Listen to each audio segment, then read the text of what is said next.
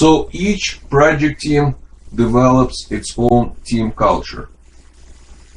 The project team's culture might be established deliberately by developing project team norms, or informally through the behaviors and actions of its project team members. The project team culture operates within the organization culture, but reflects the project team's individual ways of working and interacting, right? So each organization, each company has its own history, has its own culture, right? And you, the project manager, you need to adapt to that culture. You have to, right?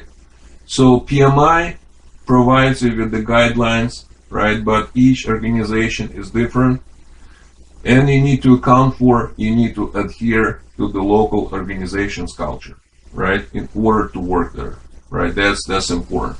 That's important to understand. Human beings have a set of biases, some of them unconscious and some of them conscious. For example, one person may feel that unless a schedule is displayed using a software-generated Gantt chart, that is not a true or valid schedule, right? Another person might have a contrasting bias that detail playing any further than out than 30 days is a waste of time, right? Being open and transparent about biases upfront establishes a culture of openness and trust that can enable consensus and collaboration, right? And that's your goal, right? To establish a culture of openness and trust, right? And talk to people and engage people and have them collaborate with you. All right?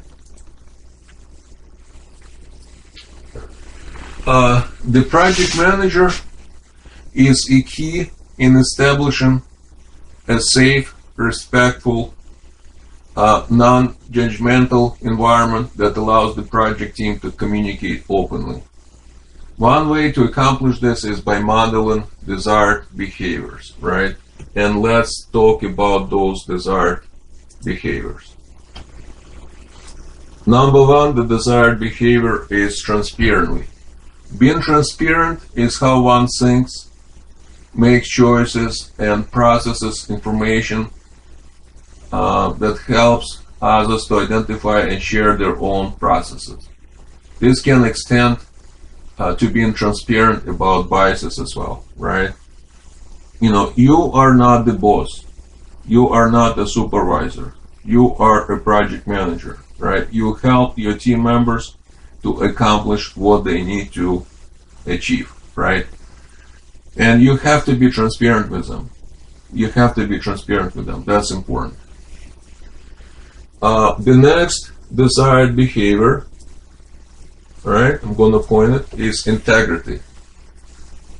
Integrity is comprised of ethical behavior and honesty, right? You have to be honest with your project team, right? You have to behave ethically with them.